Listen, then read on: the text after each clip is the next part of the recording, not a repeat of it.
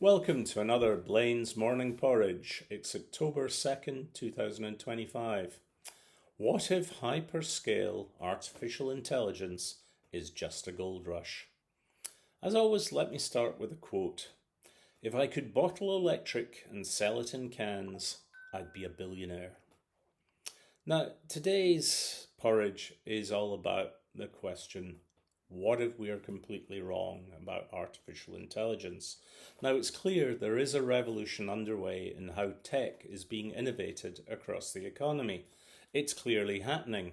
But what have we got the winners and losers wrong? What have we misjudged how artificial intelligence will evolve as companies and individuals start to use AI solutions in their businesses but seek to do it in their own way, seeking to preserve their data sovereignty and control of the way that they use AI. Now, the headlines this morning are all about how OpenAI has just received a $500 billion valuation. That makes it the world's most valuable startup. It's created a whole new raft of millionaires as staff were able to sell their stock. Now, that may prove excellent timing for them. Bloomberg describes hyperscale artificial intelligence as an investment frenzy. To me, never has a market felt so bubblicious. Never has the concept that currently unprofitable firms are about to be worth billions by spending trillions through hyperscale AI infrastructure felt so utterly frothy. It's got the feel of a gold rush. Now, I know that anyone who regularly reads or views the porridge will know that I tend to be, optimistically skeptical. My first point would be that economic success is always about energy. And if there's one clear lesson, it's invest in power generation. Now, I suspect that artificial intelligence is what we call a Klondike market. That's where you don't dig for gold yourself, but sell the miners the tools that they need. And in the AI industry, that's electricity. And power prices appear to be going one way. The massive demand for electricity to power and cool data centers serving the AI expansion is driving electric prices higher. That demand for data centers has triggered massive new building of yet more data centers, which will push energy costs even higher because there simply isn't enough supply. Now, an unbreakable rule of economic growth is that rising energy demand pushes up costs. It's a prime driver of inflation. And electric inflation, leckiflation as I'm going to call it, will push up interest rates and drive down profits. And higher energy costs are likely to be a key factor in holding back broad growth across all the Western economies. Now, energy will flow to the sectors that can afford it, and that in itself will further fuel the rising concentration risk that we see in the Mega 7 AI-linked stocks, further inflating the bubble. And when, as inevitably always happens, AI pops, there will be still plenty of broad demand for the picks and shovels of economic growth, all these new electricity generation stations that we're going to build. I've never experienced a market where there isn't someone who will find a use for cheap electricity. Now, a second issue with AI is, what if we actually got the whole thing wrong in terms of how it's going to evolve? What if it's all a false feedback loop? What if OpenAI and all the other hyperscalers prove to be the Betamax of the age? Now, don't worry, I've attached a wiki link in this morning's website that explains the Betamax paradox, which is basically that anything better doesn't sell if the alternative is cheaper and almost as good. Now, I do appreciate that anyone under 40's probably never heard of Betamax, but look it up and you'll be impressed. Now, I'm not the only person asking if we've maybe got artificial intelligence wrong. One of my chums, Michael Power, who's used to be with the South African investment firm 91, has written a fascinating article in the South African Daily Maverick. Where does AI go from here? You can find a link on the website, and I'll see if I can attach one to this video. He's been thinking about the future of AI as infrastructure rather than the products, and his heretical suggestion is that consumers may decide that they want to innovate their own use of AI by using tools rather than big models, and that will give them more efficient and better use of their own data. Now, at the moment, the American way of artificial intelligence is the American way. The AI giants in the USA have pioneered what we call closed-weight proprietary systems, and these demand the massive infrastructure build-out and loads of power for the all-encompassing large language models that can crunch all the world's data into the system to spew forth the most likely reply. But they don't reveal what the parameters behind the system are. Hence, we call it closed-weight. Their LLMs require the most expensive chips and computing power, massive data centers, dedicated electrical power sources, and as much water to cool the plant. And if that water is scarce, then they simply use yet more electric to drive the coolers. They include ChatGPT from OpenAI, Google's Gemini, and Anthropic's Claude. The prospect of hyperscale purchasing has made the picks and shovels infrastructure of AI even more valuable, and that's NVIDIA for chips, Oracle for data centers, and Amazon and Microsoft in the cloud. Now, these closed-weight systems are energy dependent. They require burning as much fuel as required to drive the turbines to produce barrel after barrel after barrel of electric to feed the machine. But after unraveling President Biden's effort to build out renewable power in the USA, and Trump, of course, plumped for the drill baby drill mantra, just this week, Trump has opened the door to renewed coal mining. That's because he's become critically aware that the rising demand for power for data centers is not being matched by new energy plant construction. The closed-weight AI model, like OpenAI's GPT, they've driven the AI narrative so far, and they've driven the bubble to its current size. They market themselves as the practical way forward on every single marketing media and media opportunity they get. They encourage users to innovate AI solutions, but by using their large language models to churn out the answers. I recently wrote about an AI course I went on, and all I was really told to do was tell AI exactly what I was doing, and it would figure the answers. And what I very quickly realized was all it was doing was collecting my data. Now, these big AI hyperscalers don't allow firms to use their proprietary models to run programs on their own systems, or to change the internal weights that determine how the models work.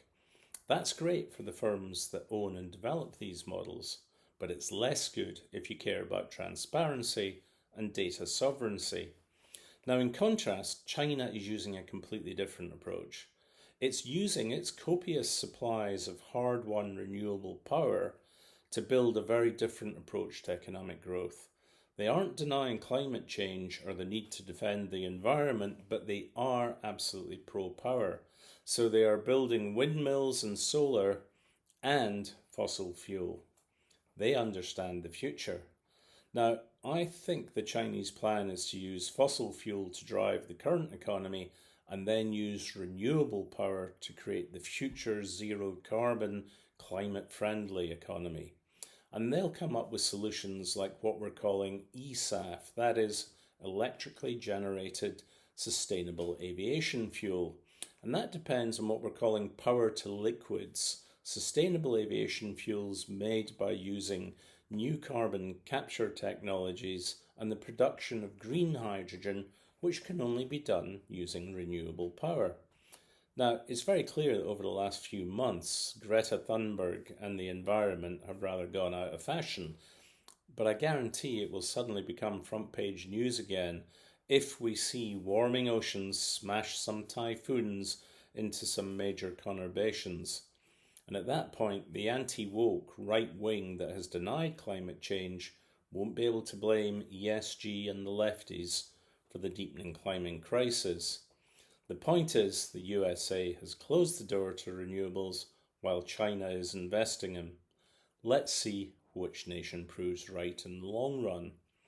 Now, going back to AI, and sorry for that diversion for a second, partly because they export control on computer chips, but also because they understand the economics of energy, China has been pioneering what we call open-weight AI systems. Now, these use the cheaper and very available chips and less power to build smaller language models, SLMs, which users can then run on their own software to analyze their own data sets. Critically, it allows users to retain sovereignty over their own data. Think about it as just going out and buying a spreadsheet to do your own business with. Now, it's not just China that's using open-weight AI. Many open source Western AI firms, including Meta, the old Facebook, and Mistral in France, see the future offering similar options that will allow users to develop their own approaches to innovating AI through their businesses.